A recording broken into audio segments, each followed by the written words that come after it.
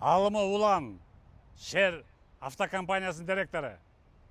Сен Кореядан тортырап келіп берем деп, Манасты 550 мың сом алдап кеткенсің. Берден Дастан деген, қолында іштеген сотруднигің задействован болған. Ақыры бір-біріңе шылтап, сен начальник екеніңе қарабай, ошо Дастандан ал деген сияқты отырасың. Ұят бар бе сенде? Улан, тез ақшаны беріп қойғының. Манас көз олады деген.